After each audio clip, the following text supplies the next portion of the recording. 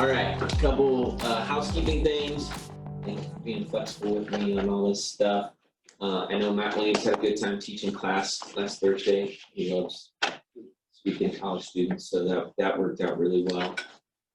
Plus, he wrote half the book that we're using. So, okay, so today we're going to talk a little bit about communication, because it seems to be kind of fan favorite as far as the chapters goes. Probably the easiest to understand chapter in this whole book.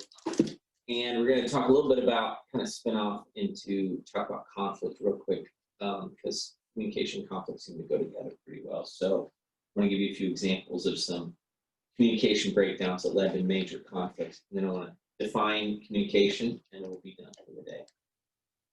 Thursday, I already had Thursday and Friday scheduled to be off because my daughter's getting married this weekend and we're going to leave. I haven't decided if we're going to actually have class Thursday or not, or if I'm just going to give you that day off. So, let's just say no class Thursday. Let's just go ahead. So, I do retain the right to reclaim that time if we do an activity a little later in the semester. So, probably going to have a cinema night coming up where we're going to. A couple of you participated in that last year, but basically we watch a movie and break it down through the lens of leadership. So it's kind of like being a movie critic, but specifically looking at the leadership aspects. And it's not like watching Sheffy or one of those Veggie Tales or something. Usually pick a movie from, classic Hollywood cinema that maybe you haven't seen, but that would be interesting to you. So, yeah. What was that movie we were going to do the cinema night over Zoom? 12 Angry Men. Are you thinking of doing and that? Yeah, that's one of the strong options for sure, because it's probably got some of the best principles. And most people aren't familiar with the story. So I try to pick something that's a little bit obscure, but that is really well made. So the one we watched last year was a big hit. So, okay, well. What was the one we watched last year? The King Mutiny. The gentleman with the... Yeah. Yeah.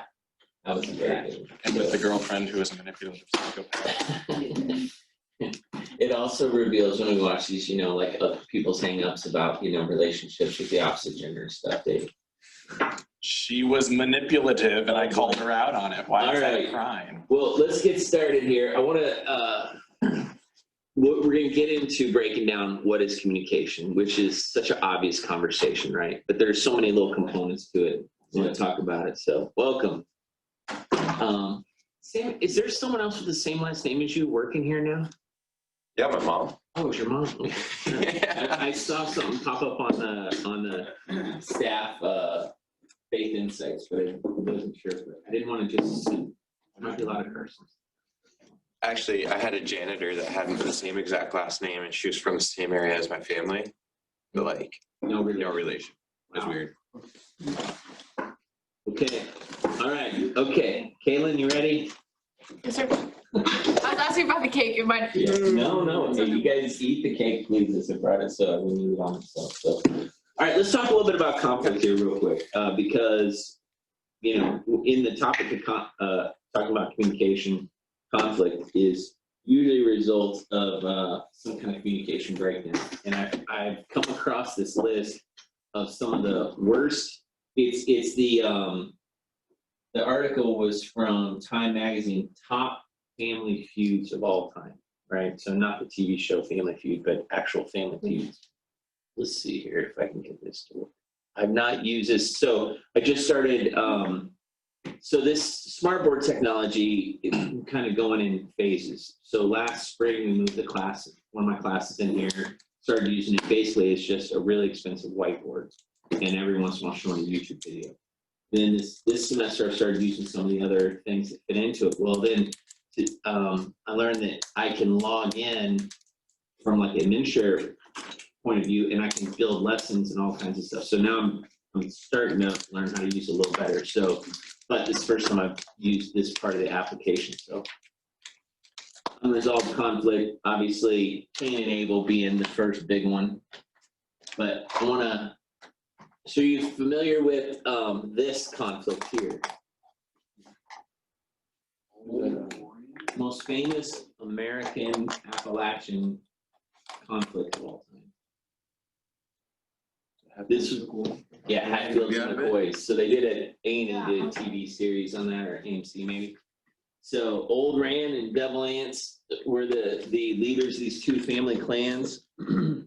Practically invented the American family feud. Today, their names are often used in jest, but in the 1880s and 1890s, the rivalry was deadly serious. No one has firmly traced the origins of the two Appalachian families' disputes. Some say started because of leftover hostilities from the Civil War, while others say it began with a stolen pig. But for the families and their allies who lived on the opposite sides of Kentucky-West Virginia border stream, conflict soon spiraled out of control. In 1882, Ellison Hatfield was shot and killed in a brawl by some of the McCoys, leading the Hatfields to kidnap and execute 3 McCoy brothers.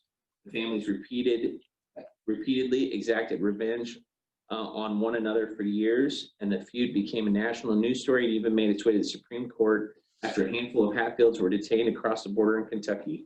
By the 1890s, the dispute died down. Since then, the two families have signed a truce, ending their dispute, and they even appeared on different shows like Family Feud.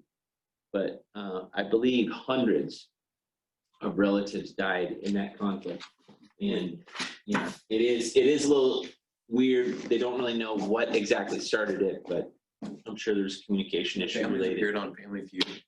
Huh? The families appeared on the show Family Feud. Yeah. You gotta find the episode. Yes. So, Rebecca, you're from the Northeast. You have friendlies up in New Jersey? Yeah. They have the best ice cream, honestly. And you can buy their half-gallon ice cream at the store and stuff, which is great. But so these are the two brothers that started Friendlies. When the Blake brothers, 20-year-old Presley and 18-year-old Curtis opened their first Friendlies ice cream shop in 1935, the Massachusetts siblings had no idea how difficult it could be to do business with family.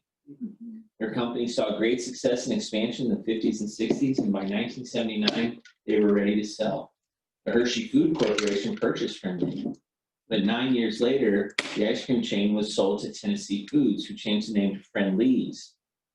These deals all seemed to be acceptable to both brothers, but in 2007, when Friendly's announced that it had hired Goldman Sachs to help explore other possible sales, younger brother Curtis had had enough.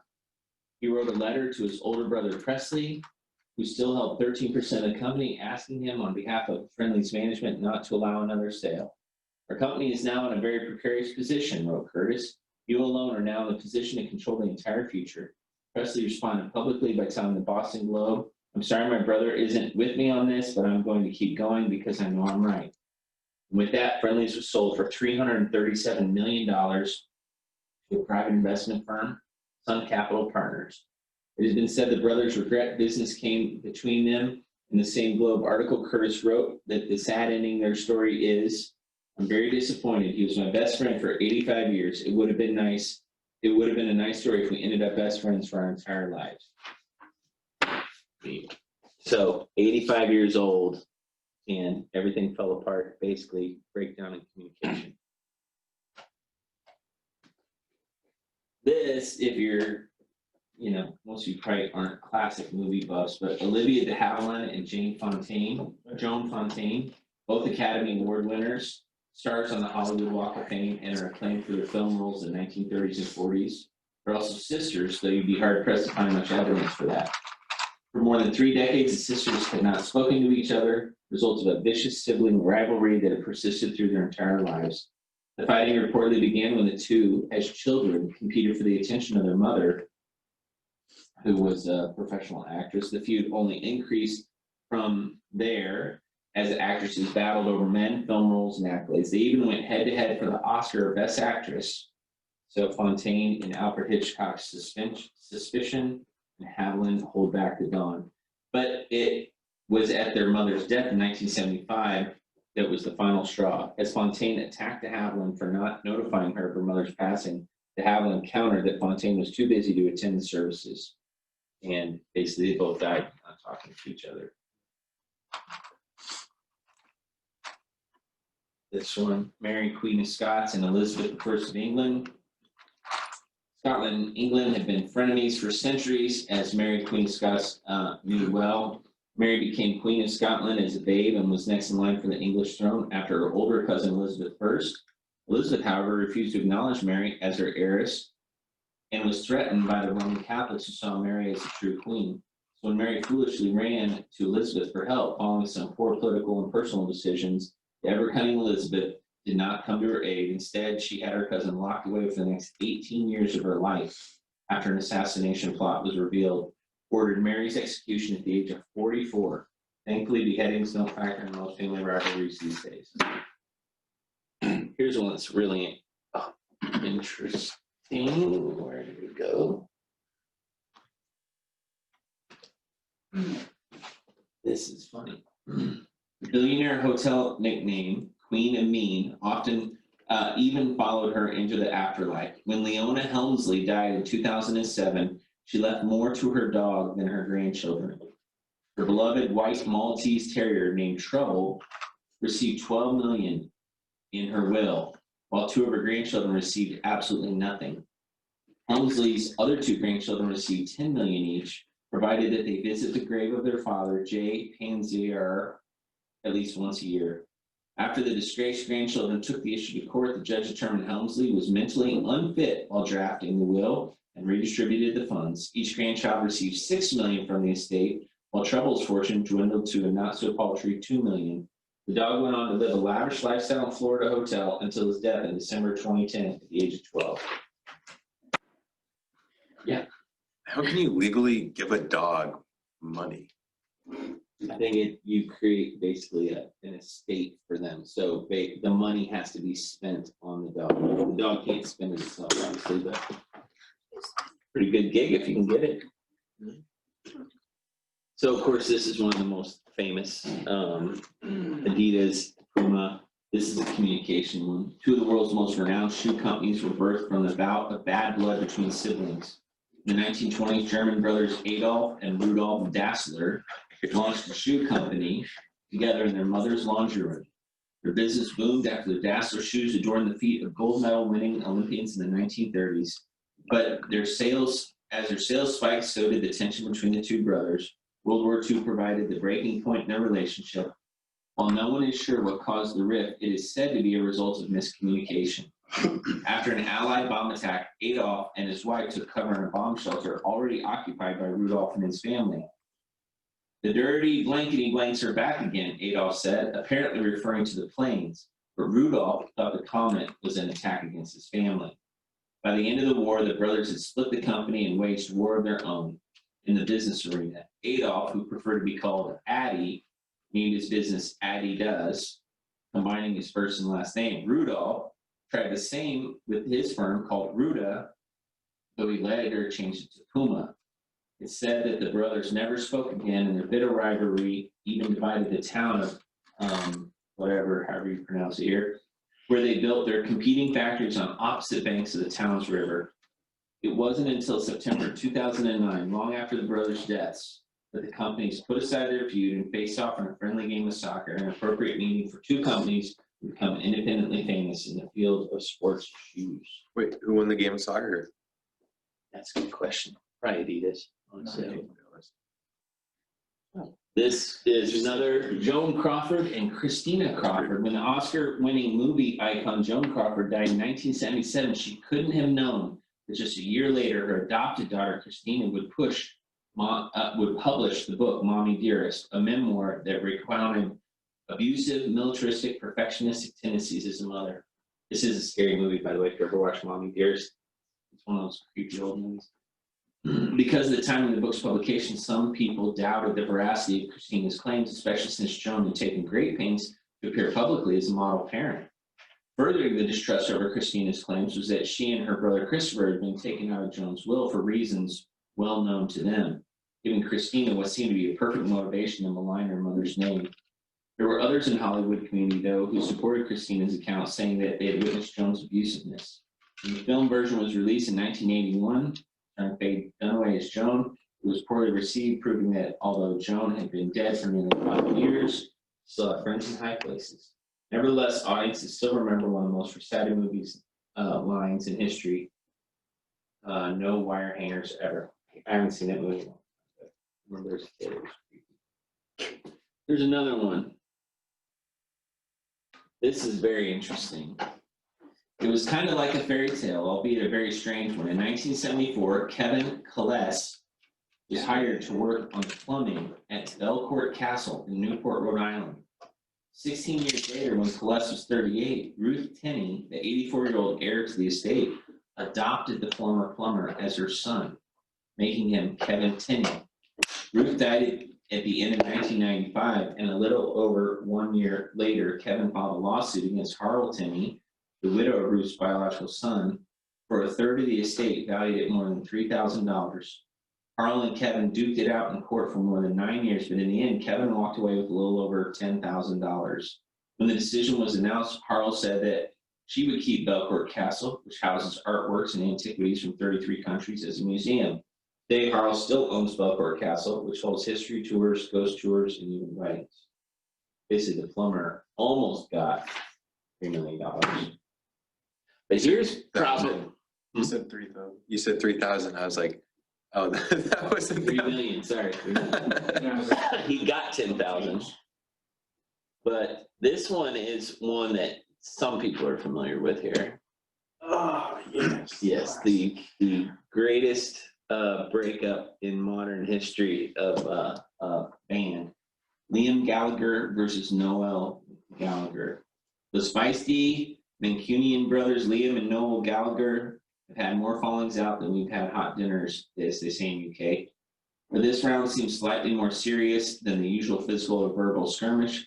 Liam has filed high court action in reaction to Noel's allegation that he pulled out of the Oasis 2009 headline performance at the V Festival in England because of a hangover. Liam maintains that he had laryngitis, according to the diagnosis of a doctor, and claims that the older brother's comments went way beyond rock and roll banter and questioned his professionalism. I tried to resolve this amicably, but have been left with no choice but legal action, he said, adding, all I want is an apology. But considering the brothers have parted ways, any apology may be a long time coming unless an eventual court case dictates otherwise. And they are broken up. Yep. I'm surprised you didn't do the one over Aaron Rodgers and his family. Oh yeah, that came out after this. Aaron Rodgers and his family. That's kind of a sad one too, because there's like some Christian implications with that, because his parents are supposed to be evangelical Christians, and he's basically walked away from religion, and didn't call his parents when they were going through like cancer treatment or something. So really bad. Okay, so this is just kind of laying the groundwork for the concept of miscommunication and how communication is so vital in leadership, right? So when you are in business, when you're in ministry, if you blow it when it comes to communication, you can cause a ton of damage. And usually, there's kind of an active and a passive way of blowing it, right? So there's the active way where you just communicate the wrong thing. And then there's a passive way where you just don't communicate the right thing.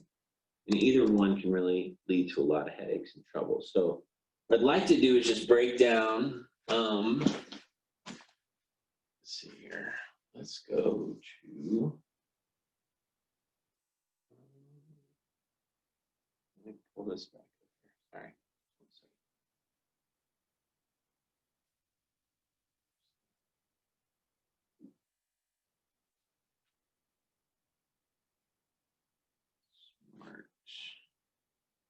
Let me pull up, let's just kind of brainstorm communication here for a few minutes.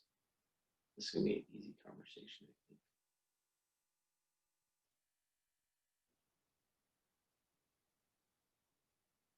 I think. Okay, so the basic ingredients of communication, what does it take to communicate? Let's just brainstorm this a little bit. What are all the different pieces? I mean, you guys had a pretty straightforward outline in the book of all the different things that go into communication. But off the top of your head, what are just different aspects of communication? We'll just go all the way around the room. Everyone can give one. And someone will volunteer to be the scribe. I'll do it. All right, come on up. You need a scribe.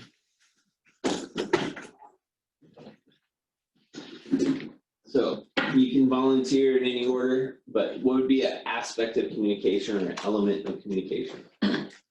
Methods, Explain. whether verbal, nonverbal, letters, emails. Okay, all right. I was gonna say body language. Like a lot of times that means even more than what you say, because you can really tell what a person means by the expression on their face or whatever. Clarity. I'll let him get caught up before I explain. Clarity, so like when you're sending an email or even when you're talking in person, if you don't clarify on certain things, it could lead to problems. And going along with that precision.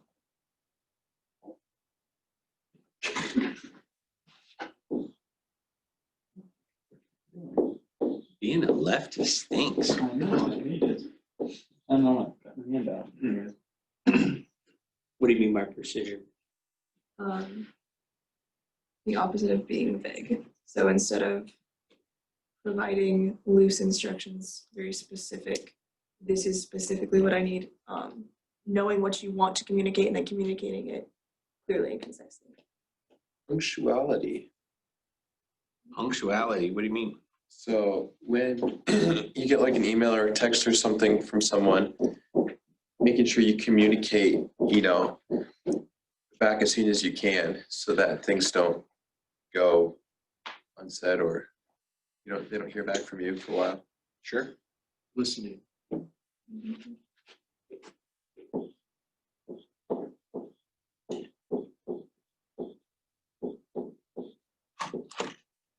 Kenna? Being passive aggressive, saying like, oh yeah, it's fine. Yeah. So not being passive Not aggressive? being passive aggressive. What's the opposite of passive aggressive?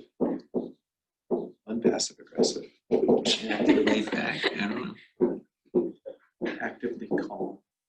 Thank you, John. All right, what else? Who hasn't given a? Well, I was, and then I went to steal. Usually. Did you go, Caitlin? No.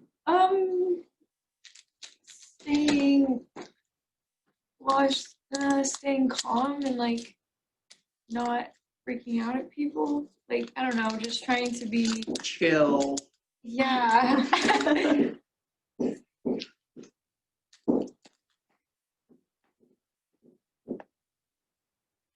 Good, good. Who else? Paul? Report, What do you mean? being able to just, as a worker, you have to be able to give reports whatever message make in the form of a communication. Mm-hmm. All right. Yes, definitely an aspect. Report. This is broken. Oh, there we go. Okay. All right. What did you say, Paul? He said report. So being able to report, like at work, being able to. Staying on task. Sometimes you can get caught up in other Can that go into another thing? things. Like being concise, be like not saying a bunch of stuff that you don't need to say. Just, I don't know. That was like clarity for my bad. Yeah, well, it's kind of between clarity and precision, being concise. I think you could probably bridge those two. It's a unique, being concise is a unique skill. Negative communication cannot be personal. It's got to be professional. Yeah, Boss write is that. going to drop the hammer. Can't be personal. Got to be professional.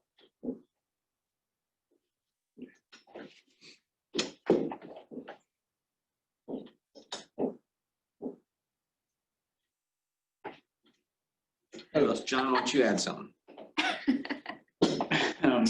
Underlining the word communication. Communication. What's that word I was looking for? It's not passive aggressive, but it's condescending. Do not be Yeah, condescending. write that up there. Make your own bubble. There's a corner over here. You're right.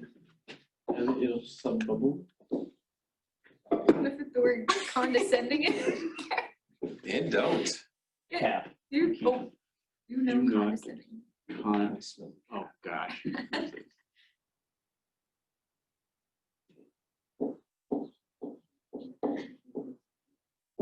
They're gonna fit it. What's that? Condescend. Oh, do know condescend. That's good. All right, so, no, good job, thank you. Great scribe, ready scribe. So, now what I'd like to do is, you can pick any one of these bubbles up here. And I want you to give an example of how it could go wrong. So how this aspect of communication, if it's not handled properly, could go wrong. And so you pick any one of the bubbles, and give an example. John. So for body language, some people might understand your sign language differently than you're trying to actually give. So I know that body language is talking about like your face and how you hold yourself. But sometimes people like to use gestures and sometimes it can be translated incorrectly, or like some people have like a resting face, you know, like a grumpy face, but they're not actually trying. So her happy face might look scary to some people. Thank you, John. You're welcome. So even though she's trying to be positive and happy and trying to put across good vibes, it might, to some person who is like, let's say, an introverted person and shy, might be freaked out by it and not want to ever talk to her again.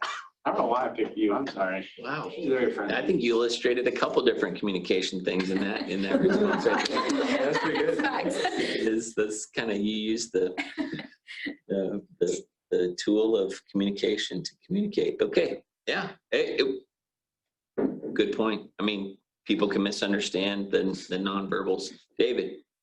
Functionality, whether you're sending someone a text or an email or something, or they send you that, and I know some people are just, not great at responding right away, which is sort of okay.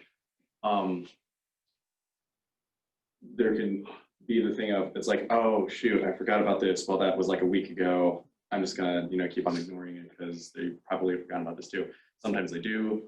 A lot of times that isn't though, and people can't take it personally. It's like, dude, you can't even like send me back a text. You can't even do that. So,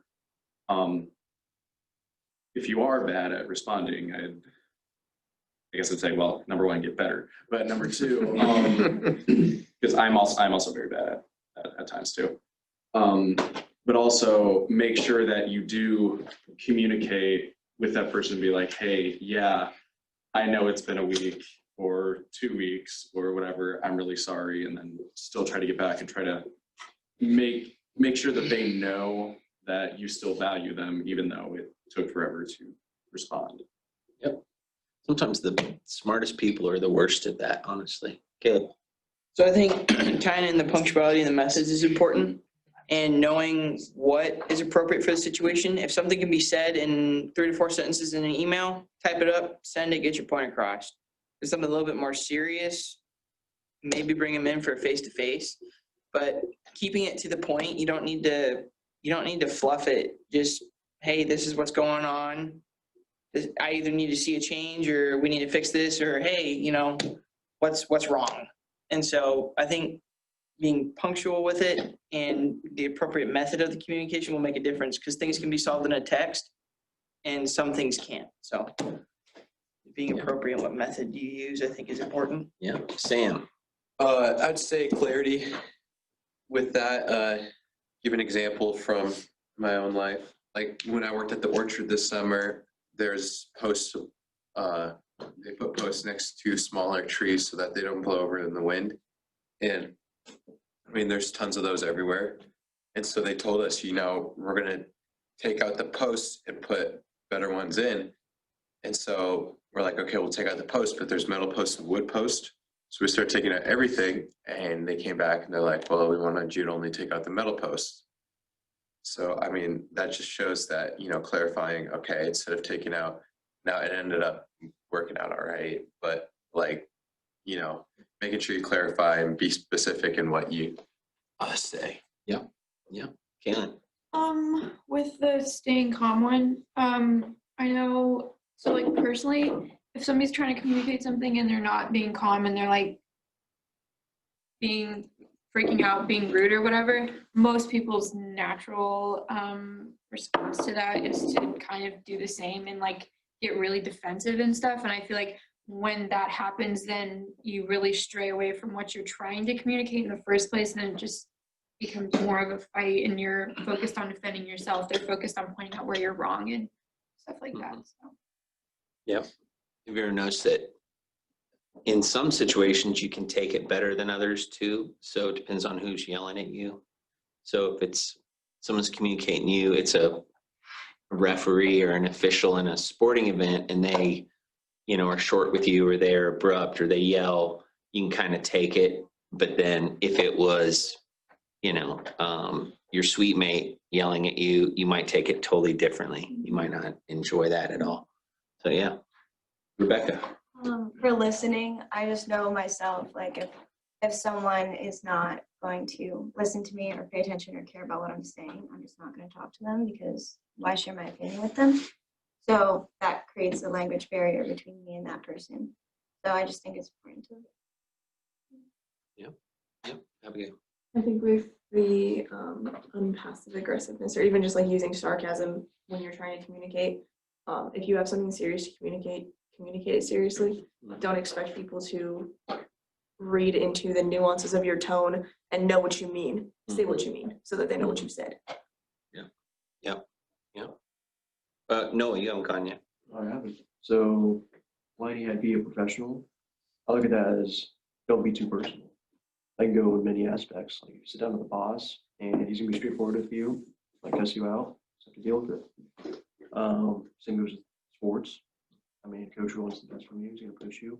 But at the end of the day, it just gives you a pat on the back. Yeah. Oh. Report, just the one I chose. I see more, even at work, it's just how a lot of things can go bad, especially when you hit like probably jack to a wall or something like that. You have to report it to the supervisor. But a lot of times, some of the guys would not report it.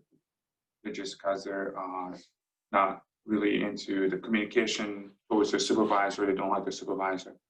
But for me, I see it as it's something where you, even if you don't like that person, you have to be able to report whatever it is done, so they can be able to fix it or deal with it. Yep. You don't get to pick and choose. You still have to do the right thing. So, you would not go? Kenna, did you go? Are you being passive aggressive?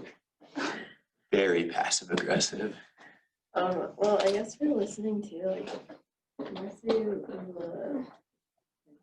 in order to communicate, I feel like you really have to listen to the people, understand where they're coming from and what their thoughts are. So in order to communicate what you think or like help the situation, you have to be able to like listen and understand where they're coming from too. Yep, that's good. We talk about that in some of the other classes. It's the quality of empathy is a big,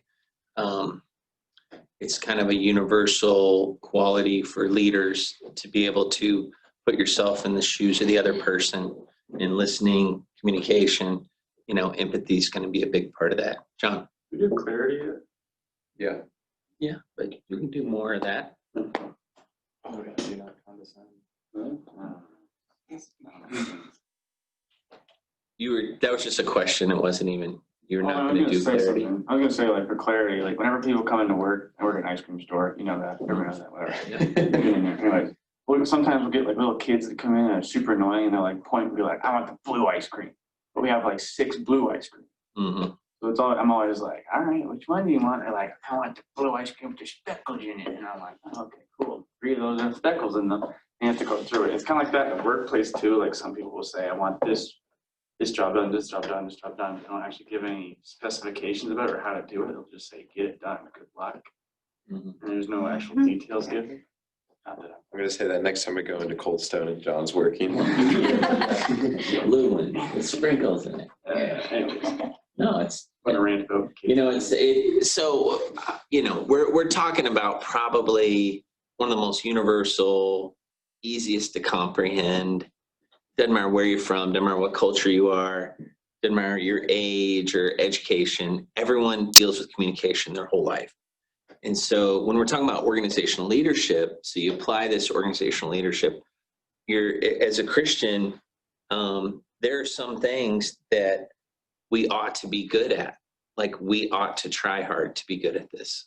We ought to have skills in this area that are more than just whatever our natural inclination is.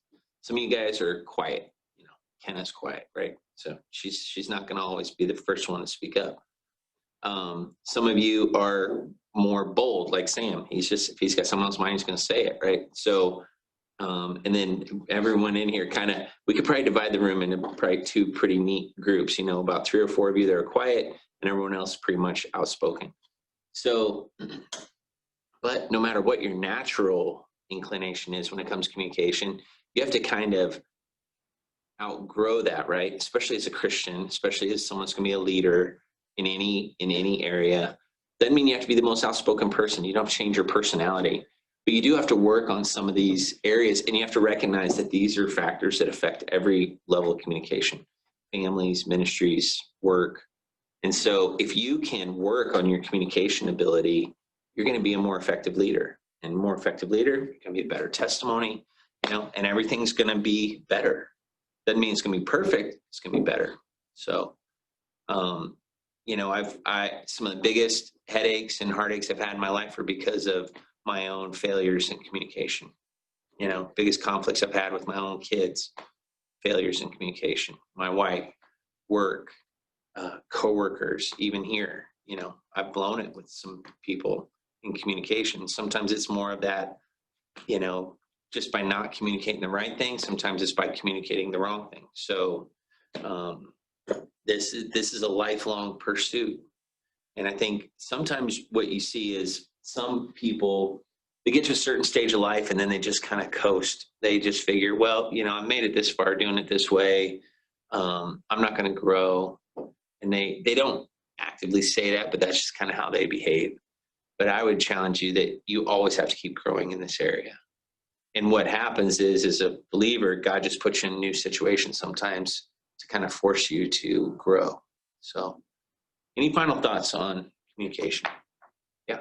I was just gonna say, I kind of like looking at this, notice how a lot of those kind of group together, like as Noah was saying, like being a pro, don't like be personal, you know what I mean? Mm-hmm. And so like that kind of goes with staying on task. And a lot of times when you're not on task, it's because you're being personal with each other. You're having a conversation about something completely opposite of what you need to be focused on. Mm-hmm. And so I just think like a lot of those kind of can tie with one another, and I don't know, it's just something I noticed. Absolutely. I mean, so let's wrap it up with this. Give me in your own words, what is communication? I mean, these are all things that affect communication. These are all things that could potentially go wrong with communication. But what is communication? Like any of you remember, like from your Bob Jones speech class in 9th grade, you know, the definition in the BJU textbook? Christian schoolers, okay. I mean, he nailed it with the Bob Jones thing. That's true. I remember having to memorize the verse. I think it was freshman. We used the BJU curriculum. That's a long time ago, but you know, it had that verse from Proverbs about a word fitly spoken is like apples of gold and pictures of silver. And then it had a definition of communication right there in the beginning of the book. So communication is simply the act of transferring information from one place, person, or group to another. Every communication involves at least one sender, a message, recipient. There you go. Sender, message, recipient. I have a picture of an apple in my head. I would like you to have a picture of the exact same apple in your head. So how do I get the picture in my head into your head? I have to have a message that communicates the right thing. If I describe in my head and you're picturing an orange, but I've got an apple, I didn't communicate very well. So communication is just sender, receiver, and then the message that goes between them. So in that respect, think how important the messages that we get to communicate are and how important it is to be really effective at this. So anyway, we don't need to beat this one up too much because this is really a pretty simple discussion, but it's good because it has a direct application to leadership. And so we will all be better off if we grow in our areas of communication. All righty. Okay. So it's official, no class Thursday. All right. I probably will, and because it's midterm week, there's no midterm for you guys either. So you're fine on that.